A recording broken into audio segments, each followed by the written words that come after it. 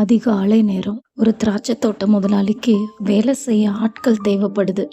சந்தையில நின்னுக்கிட்டு இருந்த சில பேரை பார்த்து, இன்னைக்கு ஒரு நாள் என் தோட்டத்துல வேலை செய்யுங்க, உங்களுக்கு ஒரு வெள்ளிப்பணம் கூலியா தரேன் அப்படின்னு சொல்றாரு. அது அந்த காலத்துல ஒரு முழு நாள் கூலி. அவங்களும் ஒத்துக்கிட்டு வேலைக்கு கிளம்புறாங்க. முதலாளி சும்மா இல்லாம ஒவ்வொரு சில மணி நேரத்துக்கு ஒருக்காவும் சந்தைக்கு போறாரு. அங்க இன்னும் சில பேர் வேலை இல்லாம நிக்கிறத பாக்குறாரு. அவங்க கிட்ட, நீங்களும் தோட்டத்துக்கு போங்க, நியாயமான கூலியை நான் தரேன் அப்படின்னு சொல்றாரு. அவங்களும் அவரை நம்பி வேலைக்கு போறாங்க. இப்போ மணி மாலை 5 மணி. இன்னும் 1 மணி நேரத்துல வேலை முடிய போகுது. அப்பவும் முதலாளி சந்தைக்கு போறாரு. அங்க ஒரு குரூப் நிக்கிறத பார்த்து, ஏன் இவ்வளவு நேரமா சும்மா நிக்கிறீங்க அப்படின்னு கேக்குறாரு. அவங்க, எங்களை யாரும் வேலைக்கு கூப்பிடல அப்படின்னு சொல்றாங்க. உடனே அவரு, பரவாயில்ல, நீங்களும் போங்க, அந்த 1 மணி நேரம் வேலை செய்யுங்க அப்படின்னு சொல்லி அனுப்புறாரு. வேலை முடிஞ்சு கூலி கொடுக்குற நேரம் வந்தாச்சு.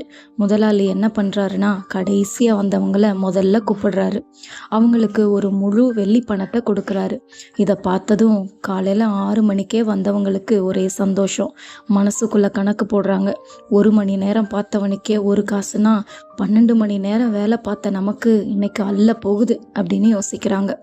தொழிலாளி, என்ன முதலாளி இது, நாங்க காலையில இருந்து இந்த வெயில்ல கஷ்டப்பட்டு வேலை செஞ்சோம், இவங்க இப்பதான் வந்தாங்க, அவங்களுக்கும் எங்களுக்கும் ஒரே கூலியா அப்படின்னு கேக்குறாங்க.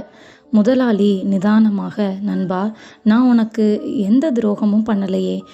காலையில 1 காசு கூலிக்கு நீ சம்மதிச்சு தானே வேலைக்கு வந்த, உன் கூலியை வாங்கிட்டு போ. கடைசியா வந்தவனுக்கும் உனக்கும் கொடுத்த அதே கூலியை ஏன் விருப்பப்படி நான் கொடுத்தா உனக்கு என்ன?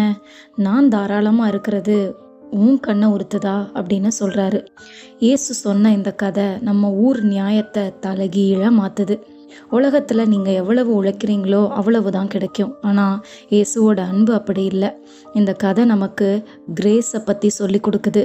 நீங்க இயேசுவை பற்றி காலம் முழுக்கவும் தெரிஞ்சு வச்சிருக்கலாம், இல்லை இப்போ தான் தெரிஞ்சுக்க ஆரம்பிச்சிருக்கலாம். அவரோட அன்பும் ஆசீர்வாதமும் நீங்கள் பார்த்த வேலையை பொறுத்தது இல்லை, அவரோட தயால குணத்தை பொறுத்தது. இயேசுவோட அரசாங்கத்தில் பிந்தினவர் முந்தினவராகவும் முந்தினவர் பிந்தினவராகவும் இருப்பாங்க.